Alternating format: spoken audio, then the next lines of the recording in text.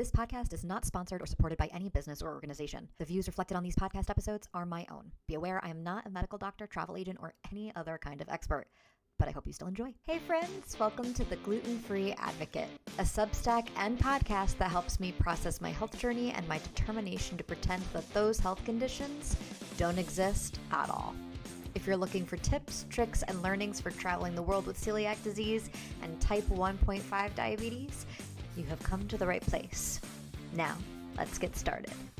Hey everybody, welcome to another episode of the Gluten-Free Advocate. I'm your host, as always, Ashley. So this is a little bit different than season 2 has been going so far. I know I've been doing a lot of visual recordings and speaking directly to camera, therefore directly to you guys, but I think that's going to have to take a backseat for a while because we're traveling a lot and I'm starting to interview other folks, and conversations just seem to go a lot better when it's like you're just listening in on our conversations as opposed to me recording things for a visual medium. So hopefully that all goes well. But I'm so excited that I finally get to have you hear a conversation between my mother and I. I've been wanting to do this for a long time. I've gotten to interview both of my sisters, and now it's her turn in the hot seat. And I think her perspective has been fascinating. So here's my intro for her so that we could get the ball rolling and you could hear more about her from her perspective. So when I was younger, I remember visiting with my great-grandmother, my mom's grandmother, and we call her Mommy K. And we're talking about baseball and sports teams and things, and we are both avid Mets fans. I asked her, Mommy K, why are you still a Mets fan? They always lose, and it's really frustrating rooting for a team that always loses. And she just looked at me and said, those are the teams that need the fans the most. You always should cheer for the underdog, and it makes their wins even sweeter, and they're going to be the ones that appreciate you all the more. So that has been true, and that lesson has always stuck with me, and I'm a Mets fan to this day. Why do I tell this story? Well, it's relevant because that's how my mother has always lived her life. She is a great representation of everything that her grandmother stood for. And from the moment I was born, my biggest role model has been my mom. She's been instrumental in inspiring my advocacy work and how I carry myself in my day-to-day life. She's not one to preach. She just simply lives by example. Prior to having us kids, she had a career in social work and advocating for children, teens, and young adults, and she still continues to do that to this day by being a teacher. She teaches criminal justice and spreads the good word in that way, and is just I get messages all the time from her students saying how my mom has made an impact on their life. Once my brother got his autism diagnosis when I was about 2 or 3 and he was 1 or 2 years old, she fought fearlessly year after year with our school district to ensure my brother not only had the proper services that he needed, but the ones that he deserved as well. When 3 out of the 4 of her children got diagnosed with celiac disease 16 years ago, she went back to the fighting mat and advocated for us again and again and again in every situation we had to walk through in our lives. She doesn't just do this for her own children because, much like our Mommy K, my mother is constantly a champion for society's underdogs, simply because that's the right thing to do. Also, like Mommy K, my mother's impact, I have no doubt, is going to be felt for generations to come because her resilience is unmatched, and I strive to be more like her every day. So like I said, in the past, I've interviewed both of my sisters, but I'm so thankful to get to sit down and chat with my mother on our celiac disease diagnosis from her perspective, because we were all a little young and unaware, and she had a little bit more context than I ever had about our origin story. I also now know she herself has celiac disease, and it's now recorded. She knew I was recording it during the interview, and so I cannot wait for everything to come full circle that we talk about and get to be on her case to make sure that she's eating gluten-free like she did to us. And I know that she's rolling her eyes now and going, oh my God, if she's even listening, because she's not great about doing that. Anyway, I'm so excited for you guys to get to know my mom. She's the best. And yeah, can't wait to hear your thoughts and your feedback. All right, we're recording. Okay, hello. Hi. How you doing, hon? Better now that I see you. Okay, Pa. Okay, so this podcast is all about celiac disease. This audience, I've interviewed Morgan, I've interviewed Brittany about traveling, our celiac disease diagnosis journey. Obviously not for Morgan, but for Brittany, and we've never talked about it. So, from your perspective, how did the idea of celiac disease get introduced into the conversation? Well, your brother, Dominic, who has autism, was scheduled for an annual review for his IEP at school. And I thought that he needed to get a physical done. I went to the doctor, and the doctor informed me at his physical that he had fallen off the growth chart. You know what that means? Explain it for the people who don't know. So, when you're younger, every year when you go for a physical, they will plot a chart that compares you to other people your same age in where you fit along your growth for your height, your weight, and I believe the size of your head, like the circumference of your head. So, you all, because Dad and I are not extraordinarily tall, you guys were always maybe around the 10th percentile. So all four of you were generally on the small side. So at that physical, Dominic was not even in the 10th percentile for all other children his age. So that was a problem. It meant that he was not getting the nutrition that he needed in order to be able to sustain and encourage growth in height and weight. So we had to start investigating what the issue was. And after years of asking questions because of different kind of gastro issues that all of you had with constipation and diarrhea and things like that, we had always thought there was some kind of an issue, but this then became something that they said they were going to start to investigate. And when they did, Dominic hit 5 markers in blood work tests that indicated celiac disease. Then he needed to have an endoscopy done in order to see if there was any internal damage. And because of his autism, we knew that he was not going to be able to do that type of medical procedure without a lot of trauma.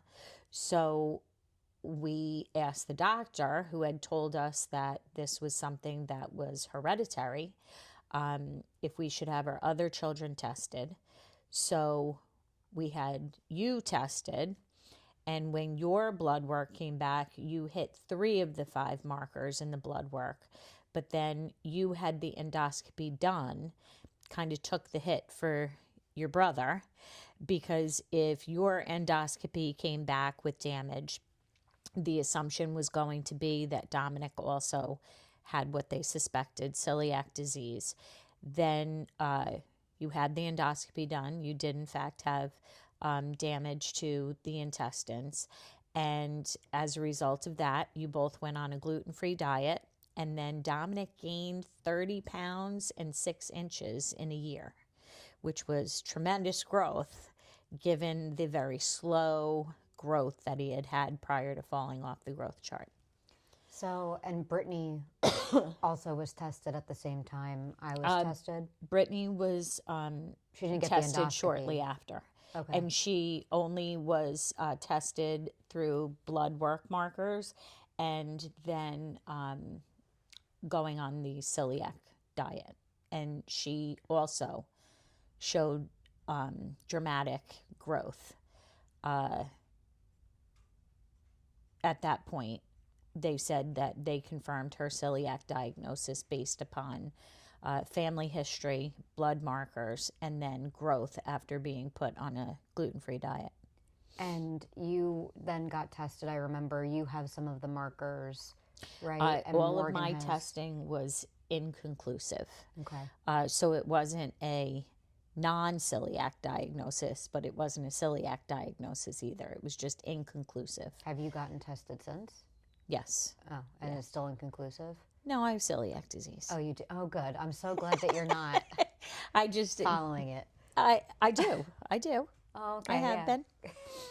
Only since September. Oh, I was didn't know officially that. diagnosed in September. Oh, that's so exciting. Congratulations. Yeah.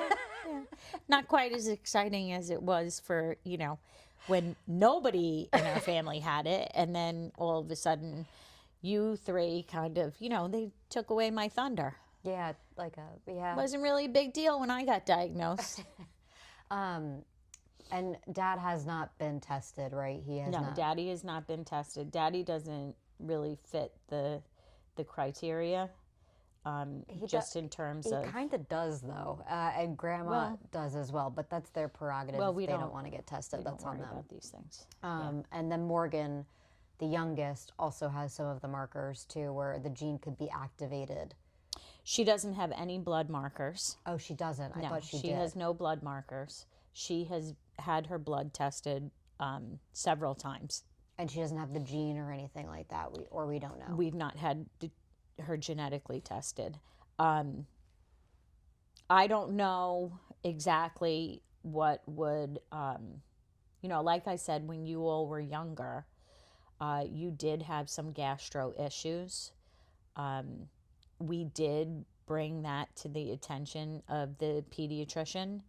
And at the time, it was kind of something that pediatricians in the United States didn't really concern themselves with the issues that you had. Yeah, I don't know what they were told, honestly, at the time. It was a rare condition that it would be an anomaly if they ever came across it. Well, that wasn't my experiences in dealing with the pediatrician. Yeah. In dealing with the pediatrician, it was more something that wasn't recognized as a necessity to further do testing.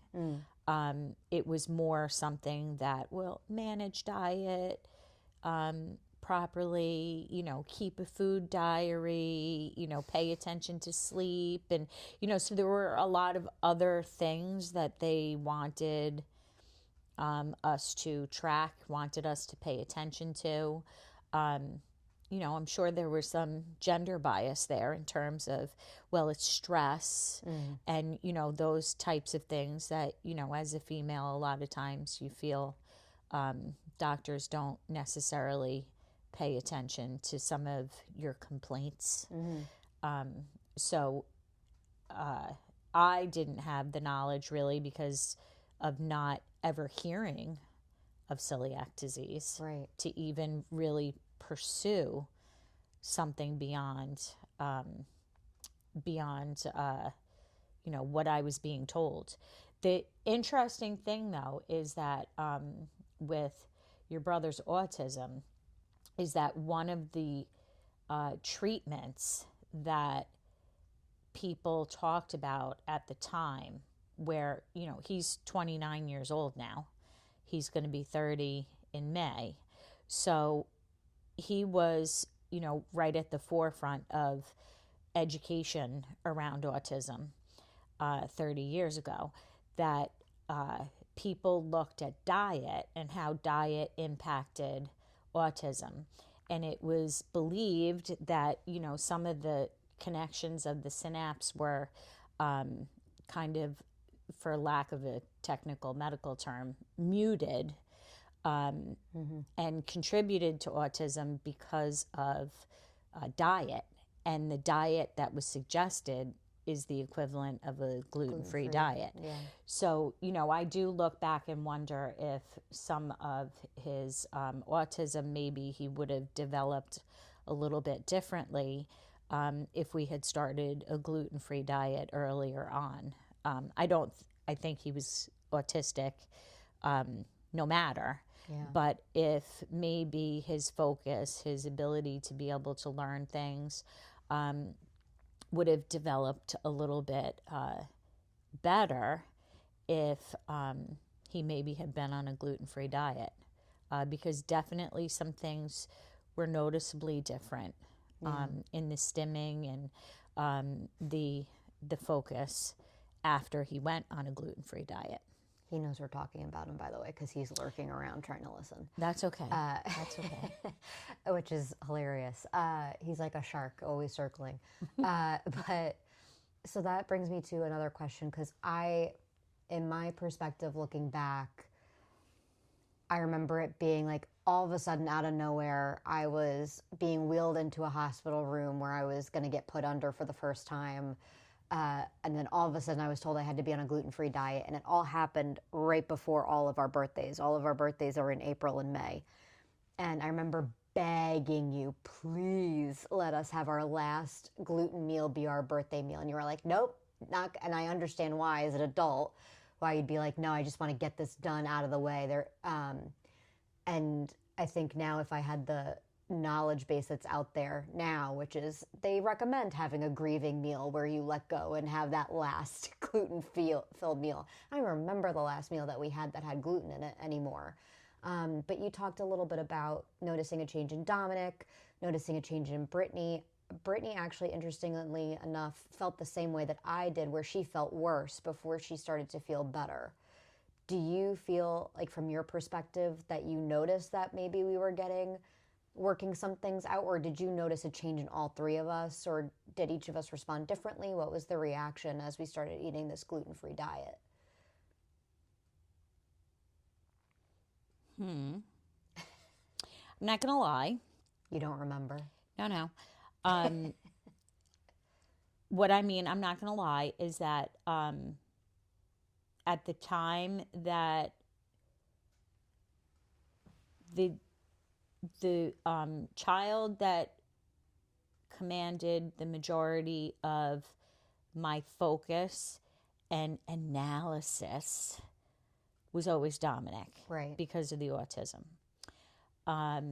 Second to that was the larger battle that I had with Brittany in middle school, in trying to be able to provide gluten-free meal choices for her lunches. Mm-hmm.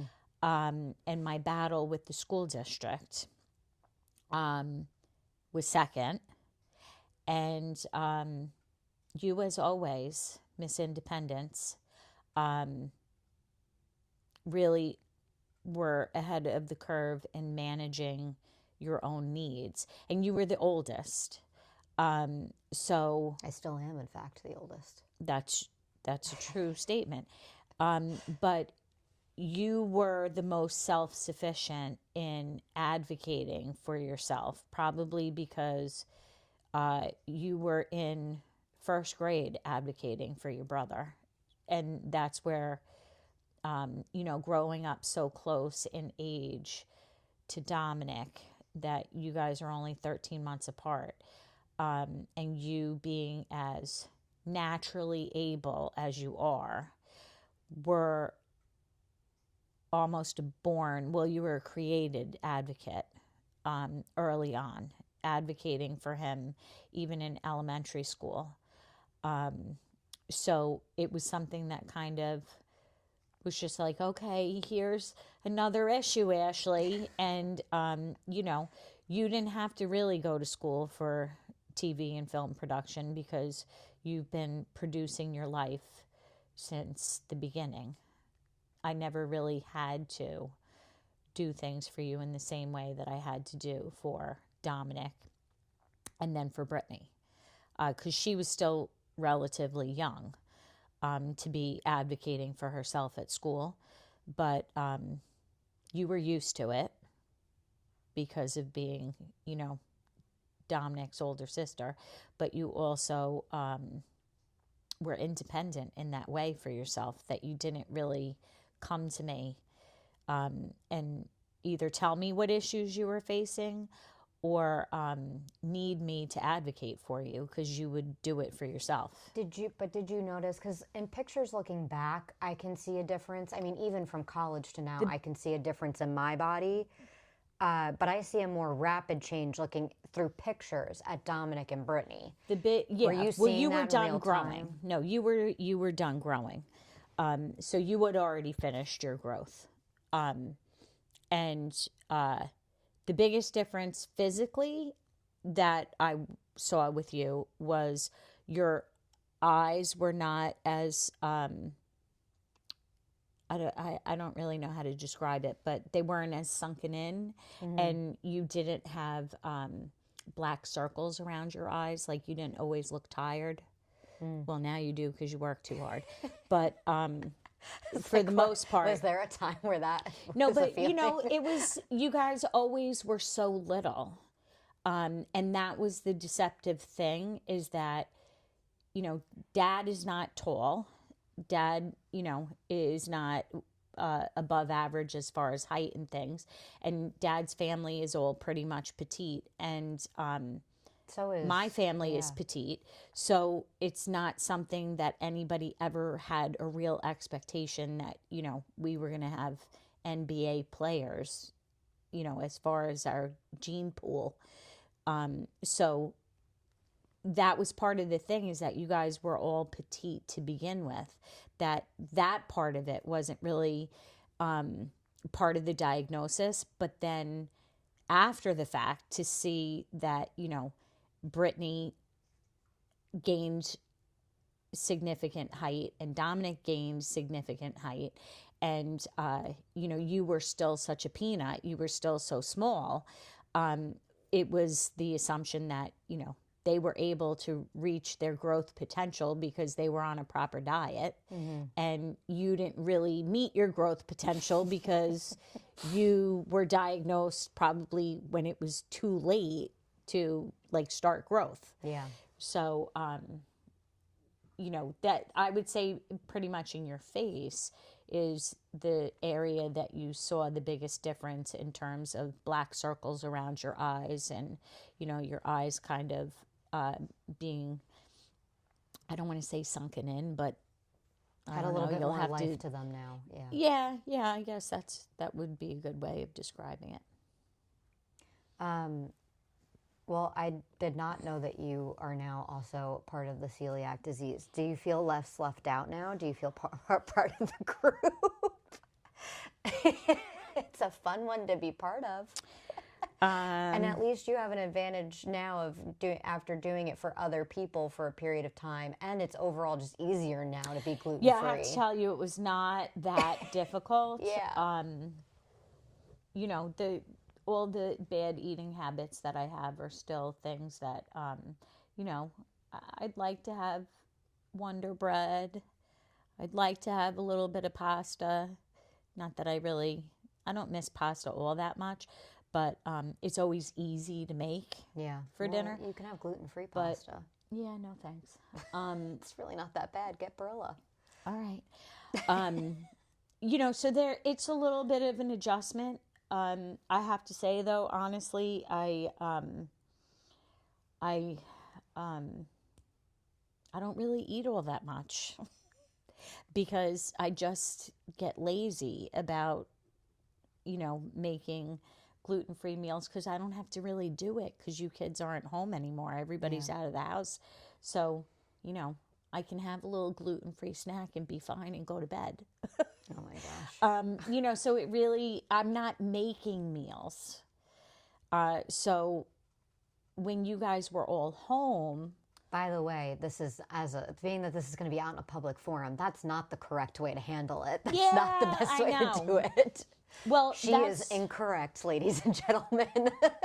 Yeah, no, well, that's what I do know. But, when all your mothers in the audience would understand that, when you spend so much time taking care of 4 kids over the course of 30 years, most moms put themselves last, and then you kind of just get used to it.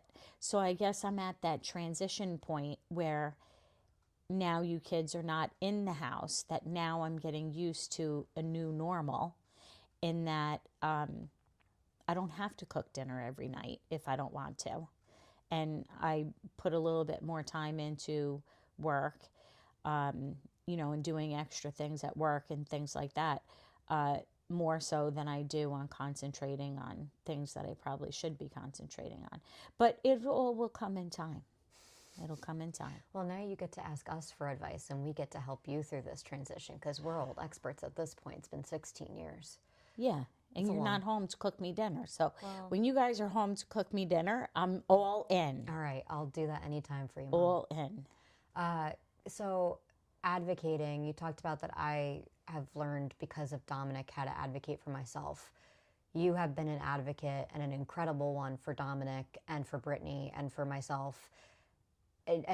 You're a union rep. You are an advocate in every aspect of your life for everyone.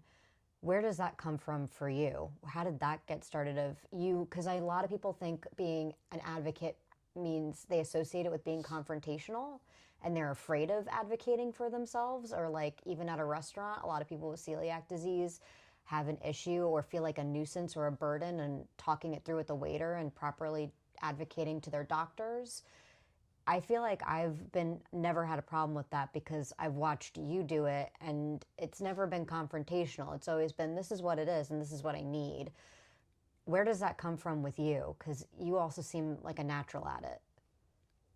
All right, this might be a little bit deep.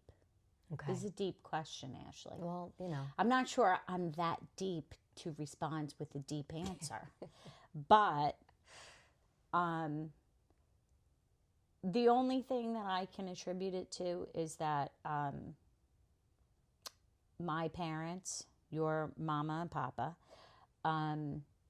they had a way when an issue came up with anything when I was younger, that presenting the facts and saying, okay, let's take emotion, put emotion to the side, and then let's just look at the facts. And being able to grow up with parents that would be able to help you separate out emotion from facts, so that you could then look at those things separately and then bring them together to make a common sense decision. That was in the greatest interest of who you were concerned about. I guess that just was internalized and became something that kind of I gravitated towards. So that's why I studied criminal justice. That's why I like the law, because that would just become something that working for Division for Youth with adolescents, you could look at, okay, here's the issue, here's the problem. Let's make kind of a pro-con list and figure out what makes sense for the individual. And then moving into, your brother's diagnosis when he was 20 months old, we could let it, which is crazy early for a diagnosis of autism. Kind of, yeah. It's but the still unheard earlier of. it's diagnosed, the better the opportunities are to assist someone in being able to achieve the most they can achieve. It just became something that you had to separate things out and identify issues, and then proceed to the best that you could. One of the best ways that ever was described to me was probably by Papa, saying that, everybody has a ceiling of, what they are going to be able to achieve.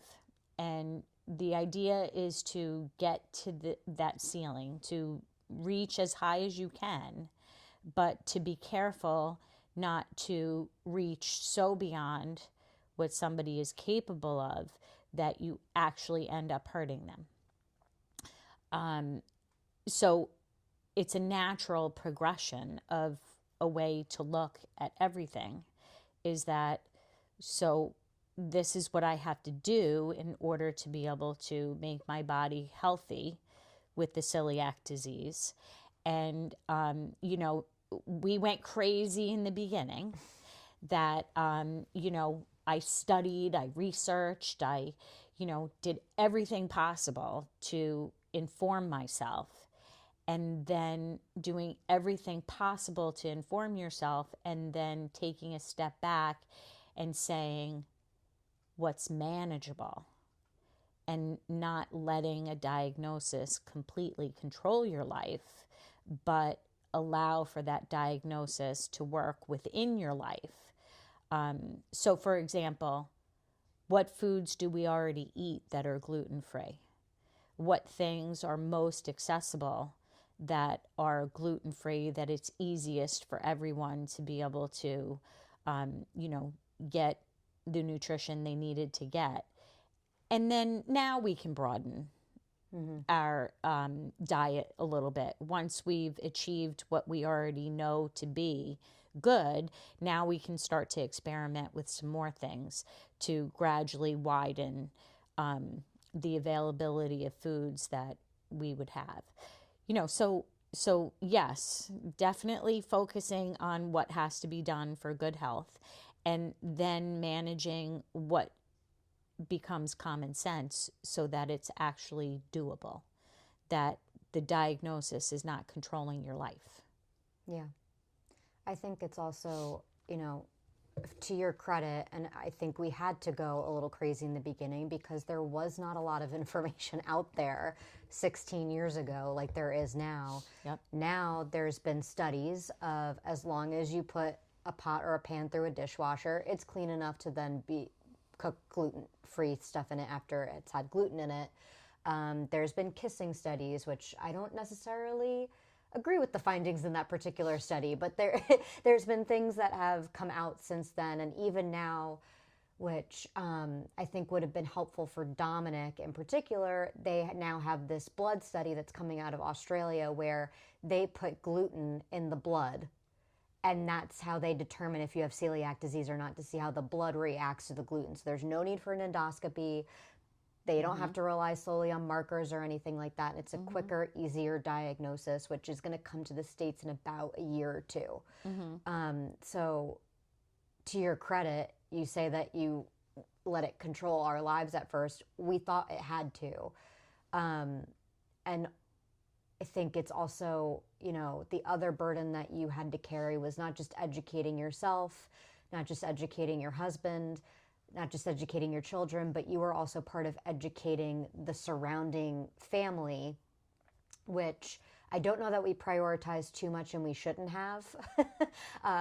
But was it exhausting for you having to be constantly under education? Because now, for me, adding more autoimmune conditions onto my list. Oh my goodness, yeah. And I feel like I'm still having to educate my mama and papa that we've referred to the point where I'm like, I'm giving you a book. You have to now read the book on celiac disease. There will be a quiz because I can't keep educating you on that one anymore. If I'm exhausted just by me, what did it feel like for you to have to educate so many more people? I have to tell you, I wasn't really all that concerned in educating everybody else. It was not, I was selective about who I gave information to. The bottom line was, I can give information to as many people as possible. And I did that. And I don't have any control over anybody else in terms of how they receive that information. So the exhausting part was providing the resources that everyone chose to accept or not accept. I had no control over. What I did have to have control over is paying attention to whether or not those resources were used in a way that did or did not impact my kids. So if we went to somebody else's house and they were going to be making dinner, I wasn't worried about what they were cooking because I was bringing something for all of you to be able to eat regardless, because if that person did not use those resources and make something that was not cross-contaminated, that was gluten-free, I always had something. So if we went to a party where everybody else was able to eat what was there, you guys weren't able to eat what was there. You had to eat what I brought you. And it was upsetting to you guys. You wanted to be able to have selections. But because of the fact I can't control other people, I always had to come prepared with something for you to be able to eat, and something for you to have. And then I just had to allow you to be upset about it, that you didn't get to have choices, and then had to console you for that. But at least I knew you were eating food that was not going to make you sick. So, on the note of choices, because now let's talk about some of the more fun things that have happened in the last 16 years, but All actual right. genuine fun. All right, want to have a good time. Let's go. So, you and I have been fortunate enough that we've gotten to travel together a lot over the last few years. And I talk a lot on my platform about celiac cruise and the value of celiac cruise. Loved the celiac cruise. So I was just on one last week, just came back from one, and I saw a mom on day one start crying, and she came up to me and said, "This is the first time my children have ever seen a buffet. This is the first time my children have ever seen options." And usually the first day and the last day are when there's a lot of grateful and appreciative tears on a celiac cruise from everyone involved. So as a mom, because you went for the first time last year, did Eddie, I feel like it didn't move you because you were like reading a book and doing your own thing for the most part, but what was it like to see all the opportunity that was there on a celiac cruise from a mom's perspective? Well, I apologize. I'm not a overly emotional person in that I thought it was a beautiful thing. I saw it myself. I heard a lot of comments from, families who were so thrilled to be able to eat and enjoy themselves without focusing on, cross-contamination, educating the world on, what they needed in order to be able to enjoy a vacation. It was moving internally for me because I am not an outwardly emotional person, but it was a thrill. It was a thrill to see people be able to enjoy themselves. It was a thrill not to, I make 3 different meals. I make the meal that applies for your brother's 4 or 5 things that he eats with his autism.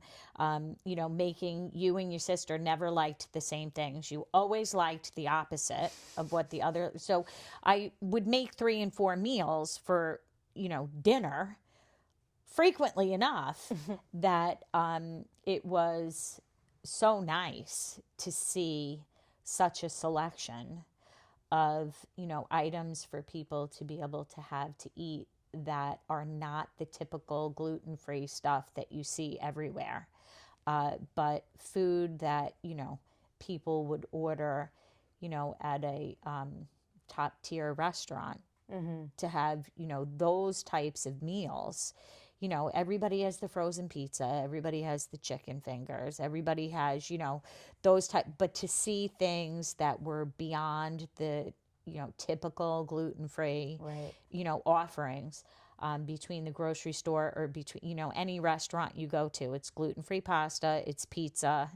You don't really have a lot of options, but just the number and the variety of options that were available for each of the meal times between breakfast, lunch, and dinner, to have such a variety was really moving to watch people enjoy, especially I don't know. It was weird because little kids who were diagnosed young with celiac, you feel like they don't appreciate it in the same way.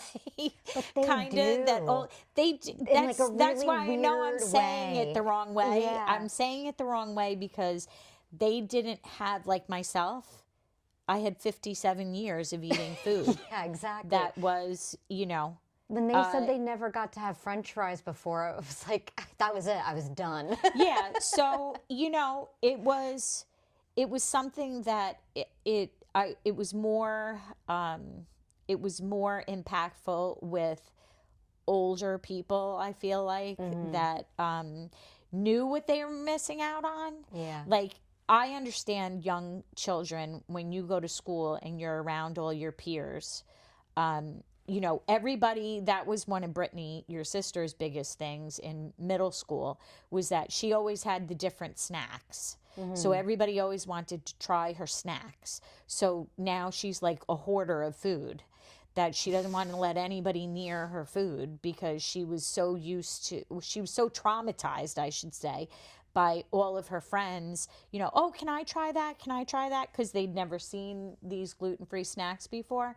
That then she ended up having nothing that she could have to eat. So I just feel like, little kids do know what they're missing out on in terms that, you sit in an elementary school cafeteria where kids got, a cafeteria lunch, and they might look at another kid's lunch and say, oh, I'd like to have that, but they know they can't. Like, so I get that. But people who were diagnosed late in life, who actually know what they're missing because they've had it, and can taste the difference in textures and different kinds of things like that. Like myself, I am not a fan of gluten-free pasta. Now, if I had to have gluten-free pasta earlier on, then maybe I'd be like, okay, this one's not that bad and stuff like that. But now I'm like, I'll just forgo pasta. Yeah, but I just have to show you better brands. Oh. Well, that's the thing. It's just, I don't have an interest. Now I just don't have an interest. And I'm at the point in my life where, I can do without a couple of things that I might not have an interest in pasta now, but I have an interest in something else. Yeah. So I've broadened my palate in that I'm willing to try other things that just happen to be gluten-free too, that in the past I wouldn't have tried. So that's what I mean. But I don't really have a desire to go back to pasta either. Yeah. It's probably not good for me to be eating anyway. Well, now this is interesting because when you're coming on another celiac cruise with me this year, and joined by Morgan, and this is going to be Morgan's first one, I may force you to join some of the other things now that I know you also have celiac disease. What? Force me to? Well, ha ha ha. Yeah, no. It's not happening. With hello dog. What would you tell somebody that is a family member joining, because you've had gluten more recently diagnosed with celiac disease? What Morgan's big thing of why she never wanted to join me on a celiac cruise was because she was afraid the food wasn't going to taste as good. Oh, really? That is interesting because Morgan prefers some gluten-free foods. Well, because she, gets hung up on the gluten-free of it all. I guess. I don't know. It's probably just makes her nervous because she doesn't know any better. But what would you say to folks that are like, well, I don't want to join my relative on a celiac cruise. I don't like gluten-free food. Oh, I know exactly how to answer this question. Okay, great. Because I already know the answer that those people would have because I heard it. That's all I heard when I was on the cruise with you. With the dedicated dining room, the dedicated time for, what'd you call it? Like the evening snack time? What was that called? Late night snacks. Yeah. Late night snacks. That every single person, I'm not kidding, every single person that did not have celiac disease, that was a family member, whether it was an immediate nuclear family member or extended family, said that they had enjoyed all the gluten-free food and some of the food more so than if it had gluten. So there you go. That's what those people, that's my advice. That's what those people will end up saying, I'm sure, exactly the same thing that all of the other non-celiac people said, that they all said, I get it now. They, like, people literally said that I get it. I get it now. And it was, you don't real, even me, who I had to learn all this stuff about celiac disease. I have to cook all these things. I have to look out for cross-contamination, all this other kind of stuff. Raising you guys, even me, I didn't appreciate as much as people with celiac disease, how pleasant it was to sit down in a dining room, to have waitress service where, you don't have to explain anything. Where you don't have to ask 1,000,001 questions, where you could just sit down and eat confidently. As somebody that was not diagnosed at the time with celiac when I went, it was just such a nice thing, such a relief of a burden to sit at a table with somebody that does have celiac disease, not to have to listen to the questions and then be concerned about the lack of confidence that you have while you sit for waiting for your meal, to hope that it hasn't been cross-contaminated, to hope that, the waiter or waitress actually truly understood what you were trying to explain. Like, just, it took out such a large part of the dining experience that is so unpleasant for people who have celiac disease. Like, it was like you saved all this time and you had all of this, like, positive emotion replace the negativity that you usually have with a meal when you sit down at a restaurant with somebody who has celiac disease. It was so not stressful. And that was the most beautiful part about it, is that nobody was stressed out. Yeah. It was like really, really a true vacation. Yeah. Because there was no stress associated with eating. Yeah. And I always say, whenever I go on a celiac cruise, it leaves my brain open to be able to be creative again. And I know that you saw that with Gabby, who hung out with us in the Bahamas from No Gluten. Gabby, that she... oh, yeah, you guys were great. But in all honesty, that was really, watching other people who advocate and educate and, provide such valuable resources to the celiac community. It was really such a joy to watch the two of you, just bond over that and get so excited over things. You were both really corny, but it was very, very cute, and it was very nice to be able to, watch that bonding happen over something that generally is so negative, be so positive. Sorry, I got a little verklempt when you just said that. Yeah. Well, the other thing that I like about, which you did not partake in the last time, but now that you have celiac disease, I feel like would be really valuable to sit in on at least one of them, is they do these coffee and conversations where they're essentially like support groups where everybody talks about their journey and everybody gets to commiserate and like talk about tips and tricks. And it's the community that is built is unlike anything else. But is that the biggest difference that you see? Because you've traveled with me without celiac cruise as well. You and I have gone to Italy, and then this summer we're going to do some other things as well in addition to that, the itinerary at celiac cruise. Do you notice a big difference in how we are when we're traveling where there's not a celiac cruise involved and they're planning the food, or you just start feeling people don't really talk about celiac disease. That's the biggest thing. So on the celiac cruise, it was funny because a lot of people talked about celiac disease, but in a very positive way. So a lot of like the dinner and dining conversation, you didn't necessarily have to go to one of the sessions to hear anybody's story, because you could hear about, people's experiences. Just even like when we sat, we weren't even sitting at a table with the ladies that we met in the dining room. So just like you just become friendly with people, and just in becoming friendly with people, you hear what their experiences were. And there's a lot of commonalities in everybody's experiences. And there's a lot of differences based upon people's ages and things like that, and what their experiences were.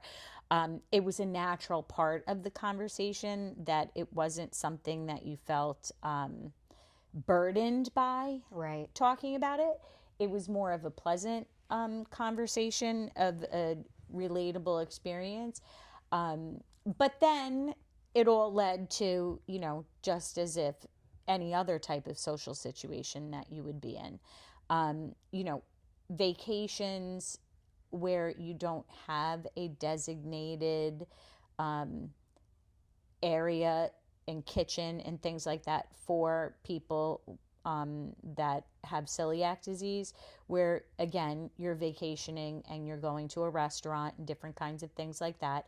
It brings back that stress that if you're not feeling too well, maybe a tour gets cut short because you have to stay close to where you might be able to experience your symptoms. That becomes part of the planning. So you get up in the morning, you go to plan a day out of sightseeing, and you have to have that flexibility in your plan for when and if something happens because you ingested gluten in some way, whether it was a mistake or if it was a cross contamination or whatever it might be. That just becomes part of that vacation experience, where going on that celiac cruise, it wasn't part of the experience. I mean, part of the experience, I got sunburn. That was the only interference in the vacation, was a bad sunburn. But you know what I mean? Like, could have gone anywhere and gotten a sunburn. Could have gone anywhere and got a sunburn and then been glutened on top of it. And like, that's the worst. So, that's the difference, is the stress of, well, you got to bring a little bit extra, clothes. You got to bring a little bit of extra something with you just in case you get gluten. You don't have to do that on an experience that has that gluten-free cruise. You could go do all the expeditions and things like that. Excursions. So, you could go and do those things. That was so nice when we went to the private beach, and, they had that designated gluten-free area. And then you have all the ambassadors who, were like bodyguards. You were all like Roman gladiators protecting the gluten-free buffet choices. Anybody that came near trying to get anywhere near the gluten-free area, you had people that were taking care of it for you. To a point of dedication that I'm like not even kidding. You were like gladiators. So it was really something that you didn't have to worry about, and you weren't even on the ship. You were off the ship, you were on an excursion, and so it made it really a very nice experience. I'm gonna have to give this as a testimonial to Connie and Maureen and see what they do with that. Well, that would be fun, because you know what, the individuals that not really being involved at all, and being there, through you, they're dedicated people who, are pursuing something that was not a choice, but then became, these advocates that so fiercely went out and created a situation for so many people to be able to enjoy and give such peace to so many people wanting to be able to, enjoy life in a way that everybody should be able to enjoy life, deserve every kind of shout out there is, because it was really, there's no other way of describing it. It was just a beautiful thing that it was almost spiritual.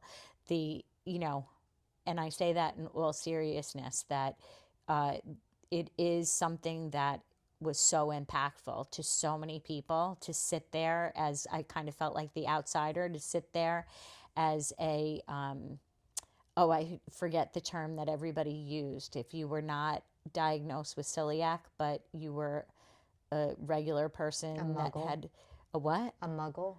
No, I forget what it was that people were joking around, because they felt like almost they weren't a part of things because they didn't have celiac.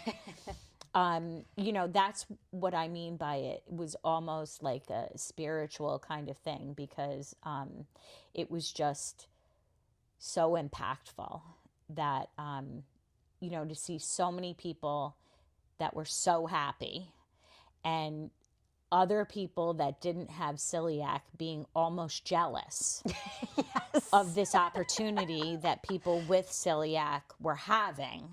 It was like they couldn't have that same kind of experience because they didn't have celiac. And so that's what I mean by it. If it makes it might make sense to somebody. It makes sense to me. But it was just like, and the people who advocated and created this scenario, like they provided this for so many people.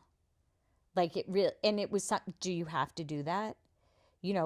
Nobody had to do it. Nobody was, put in a position where they're, making money hand over fist by doing something like this. They're doing it for a sheer concern and care for people who are strangers, because they share this common disease that can so negatively impact what should be a good experience for people. Just to create something like that for people to be able to enjoy is so selfless that, they deserve the kudos that they get. So, last question, then I have a rapid fire, and then we're done. Oh. What is the thing now that you have celiac disease yourself now, and what's your thing that you're most looking forward to for the next celiac cruise? I don't know, just having the same great experience I had the first time I went. Now you get to be part of the spiritual experience. Now it's yours, yours, I don't have too. to be the outsider. Yeah. I'm going to have to figure out what that name was for the outsiders, because they weren't diagnosed with celiac. I wish I could remember. I don't know. I call them muggles. Yeah, no, that definitely wasn't what it was. But what am I most looking forward to? I don't know, honestly, other than just, it was just such a great experience. So I can't say that there's something, I can't see them topping it, because it was a great experience without having celiac. Yeah. Now I have celiac I have the diagnosis of celiac. I don't know. I guess I'll just have to enjoy time with you. Oh, darn it. Yeah. What a bummer. Yeah. No, I'm looking forward to meeting and seeing some of the people again that I had met the first time. Yeah. Good people and fun people, fun activities. So that's really it, I guess. I'm pretty easily pleased, so. Yeah. Okay, so rapid fire. I'm a little nervous about this. Where is your favorite place that you have ever eaten? Oh, good God. Or you could just say, like, the city where you feel has the best food. I'm going to give a fresh answer, but not because I mean it to be fresh, is that I'm good with any place that I didn't have to cook it. Honestly. Okay, fair enough. That's an honest answer, but. Where is the place? Oh gosh, what was my other one? That I usually always did 3, and now I'm so out of practice with this. Where is the place that you have learned the most about yourself? The place that I've learned the most about myself.